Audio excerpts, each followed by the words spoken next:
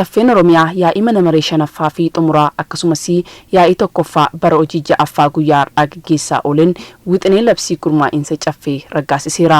Wixineen labsii qaamolee hojii raawwachiistuu mootummaa naannoo Oromiyaa irra deebi'uudhaan gurmeessuu aangoo fi hojii isaanii murteessuuf ba'ee wixineen labsii lakkoofsa 199 muraa 2008 fooyyessuuf ba'e kana caffichaaf kan dhiyeessan durataa korii dhaabbii dhimma bulchiinsaa fi seeraa obbo Isaa Boruu fi durataa korii dhaabbii dhimma misooma qabeenya namaa obbo Namarraa Buliiti. Wixinee dhiyaate kanarratti miseensonni caffeesii yaadaa fi gaaffilee qabanis kaasaniiru.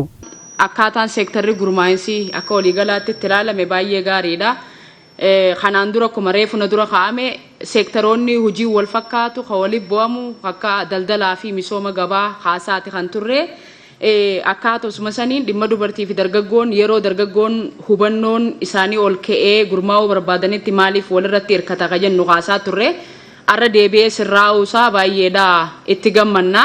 Maaliif of hin dandeenye kaa'edhu kana amma sadarkaa sanatti maalidha wixinee labsii kana keessa akka taa'e dhuguma faayidaa uummataatiif fedhii uummataa guunna taanaani qorannicha kana keessatti akkamitti ilaalamee wanni jedhamu kun ifatti deebii argatuu qaba. Pirezidaantiin mootummaa naannoo Oromiyaa obbo Shimallis Abdiisaa gama isaaniitiin caffeen kun qabsoo garaagaraa keessa darbee seenaa guddaa hojjeteera jedhan. Caffeen kun ciniinsuu waggaa jaaraa tokko ol ta'e kan itti dhale qofa oduun taane aadaa fi duudhaan Oromummaa eenyummaa Oromummaa akka iddootti deebi'u